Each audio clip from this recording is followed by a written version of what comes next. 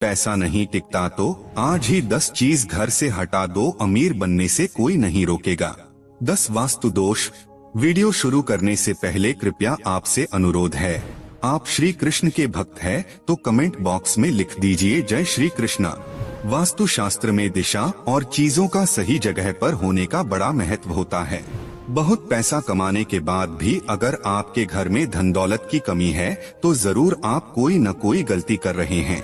अगर अचानक आपके दिन बदलने लगे, अच्छे दिन बुरे दिनों में बदल जाएं, तो आप संभल जाएं। आपने कई बार लोगों को यह कहते सुना होगा कि घर में धन नहीं टिकता है, बिना मतलब के खर्चे होते रहते हैं। वहीं घर में हमेशा तनाव भरा माहौल रहता है। ऐसे में लोग अक्सर खुद की किस्मत को दोष देते हैं, मगर वास्तु के अनुसार घर पर मौजूद कुछ चीजों से भी धन हानि व परेशानियों को न्योता देती है। अगर आपके साथ ऐसा होने लगे तो अपने ही घर में रखी चीजों पर ध्यान दें। घर में मौजूद हर चीज से सकारात्मक या नकारात्मक ऊर्जा निकलती है।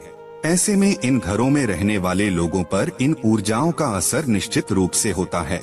नकारात्मक ऊर्जा वाली कोई चीज घर में हो तो व्यक्ति को मानसिक, आर्थिक और शारीरिक तीनों तरह की परेशानियों का सामना करना पड़ेगा।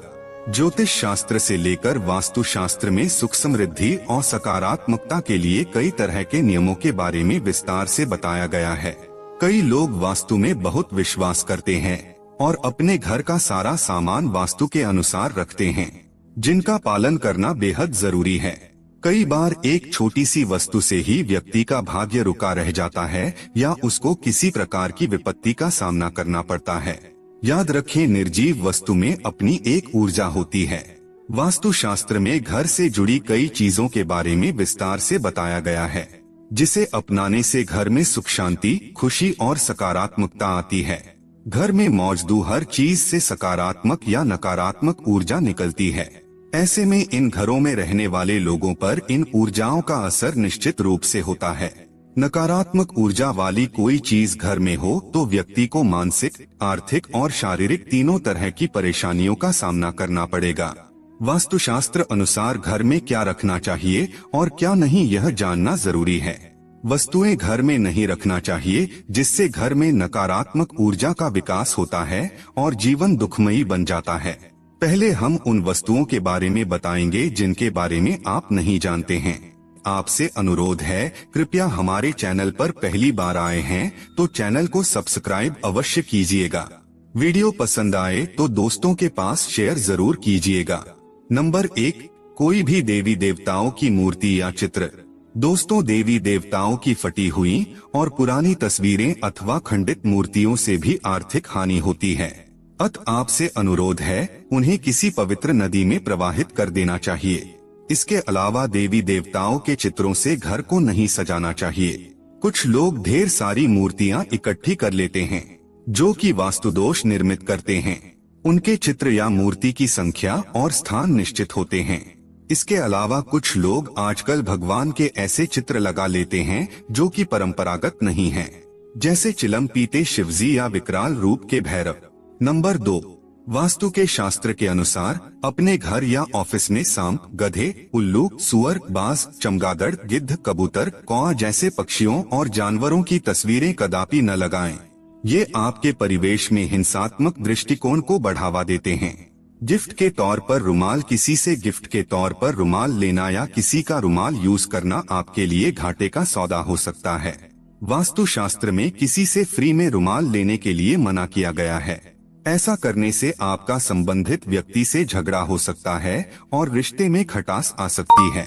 नंबर 3, अगर आप पर्स रखने के शौकीन हैं तो जानिए वास्तु नियम। पर्स या तिजोरी में धार्मिक और पवित्र वस्तुएं रखें जिनसे सकारात्मक ऊर्जा का संचार होता है। वास्तु शास्त्र के अनुसार कभी भी फटा हुआ पर्स और टूटी हुई तिजोरी नहीं रखनी चाहिए। जेब में भी कभी भी फैले हुए पैसे न रखें। नंबर 4, टूटी फूटी चीजों का वास्तु समझाते हैं। टूटे फूटे बर्तन, दर्पण, इलेक्ट्रॉनिक सामान, तस्वीर, दीपक, पलंग, घड़ी, झाड़ू, मग, फर्नीचर, चाहे कोई भी टूटे फूटे सामान हो, घर में नहीं रखना चाहिए।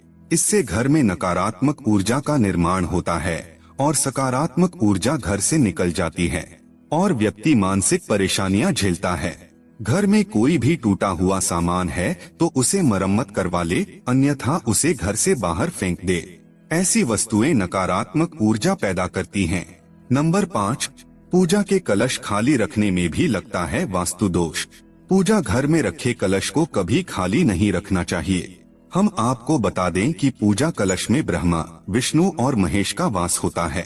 पूजा कलश का संबंध व्यक्ति के जीवन से है, इसलिए पूजा कलश को कभी खाली न रखें।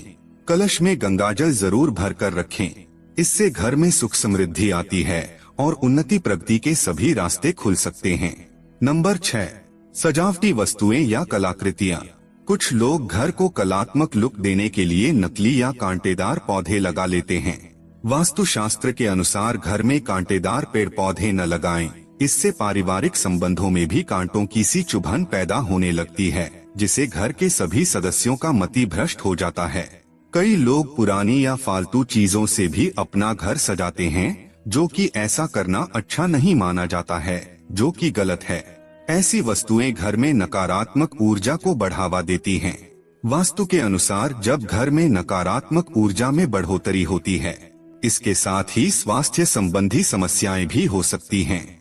यदि कलाकृतियों के नाम पर कुछ ऐसी वस्तुएं या पेंटिंग हैं, जिसमें सूखे हुए पेड़ पौधे हो या मानवरहित उजाड़ शहर हो, बिखरा हुआ घर हो, जो मानी तो जाती हैं कलात्मक, लेकिन वास्तुशास्त्र अनुसार ये सभी नकारात्मक ऊर्जा पैदा करती हैं। नंबर 7, हानिकारक वस्तुएं। मित्रों, घर में ऐसी कई हानिकारक वस्तुएं होती है जिसके घर में रखेंते हैं तो घर का वातावरण विषैला बन जाता है। यह स्थूल रूप से दिखाई नहीं देता, लेकिन हवा का गुण धर्म इससे बदल जाता है। ऐसे कई वस्तुएं हैं जो हमारे घर में आसपास रहती है, जैसे यहाँ वहाँ घर में बिखरी ढेर सारी दवाइयाँ और टॉयलेट क्लीनर, सोप, फिनॉयल, जहरीले रसायन, कीटनाशक और भी मच्छर मारने की दवा। सभी तरह की हानिकारक वस्तुओं के लिए एक स्थान नियुक्त होना चाहिए, और वह भी ऐसा जहाँ वे सुरक्षित रखी हों। ऐसी वस्तुओं के लिए अलग से लकड़ी या लोहे का एक बॉक्स बनवाएं और उसमें रखें, जो किचन और बच्चे और बेडरूम से दूर हो। वास्तु दोष मिटाने के लिए कर्पूर रखें। यदि घर के किसी स्थान पर वास्तु दोष निर्मित हो रहा है तो वहां एक कर्पूर की 2 टिकियां रख दें। जब वह टिकियां गलकर समाप्त हो जाए तब दूसरी 2 टिकियां रख दें। इस तरह बदलते रहेंगे तो वास्तु दोष निर्मित नहीं होगा। नंबर 8, मकड़ी का जाला। दोस्तों, घर में बनने वाले मकड़ी के जाले तुरंत हटा दें। इनसे आपके अच्छे दिन बुरे दिनों में बदल सकते हैं। ध्यान से देखने पर मकड़ी का जाला घर के कोने कोने में रहता है और उसे हटाना जरूरी है। कुछ लोग उनको हटाने से डरते हैं क्योंकि इससे किसी के घर को तोड़ने का आभास होता है, लेकिन इसे तोड़ना जरूरी है क्योंकि मकड़ी जाला रहने के लिए नहीं, शिकारी को फंसाने के लिए बनाती है। अत माना जाता है कि यह जाला होना तो अनुचित ही है। माचिस अग्नि का प्रतीक है। ऐसे में किसी से माचिस लेना मतलब घर में अशांति फैलाना है। फ्री में माचिस लेने से घर के सदस्यों के मन में क्रोध पैदा होती है, वह अशांति का माहौल बना रहता है। नंबर 9, पत्थर, नग। दोस्तों, आपने देखा होगा कि कई लोग अपने घर में अनावश्यक पत्थर, नग, अंगूठी, ताबिज या अन्य इसी तरह के सामान घर में कहीं रखकर भूल जाते हैं या छोड़ते हैं। यह मालूम नहीं रहता है कि कौन सा पत्थर या नग फायदा पहुंचा रहा है और कौन सा पत्थर और नग नुकसान पहुंचा रहा है। इसलिए इस तरह के सामान को घर से बाहर निकाल दें।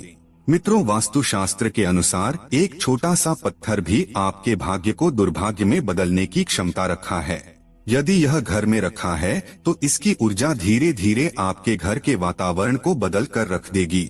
नंबर 10, सोफा, कुर्सी और टेबल।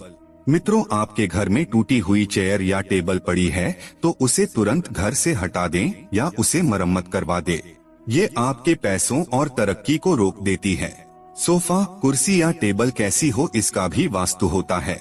यह भले ही सुंदर और साफ हो, लेकिन कभी कभी उनकी बनावट या आकार प्रकार भी घर में नकारात्मक ऊर्जा का विकास करती है।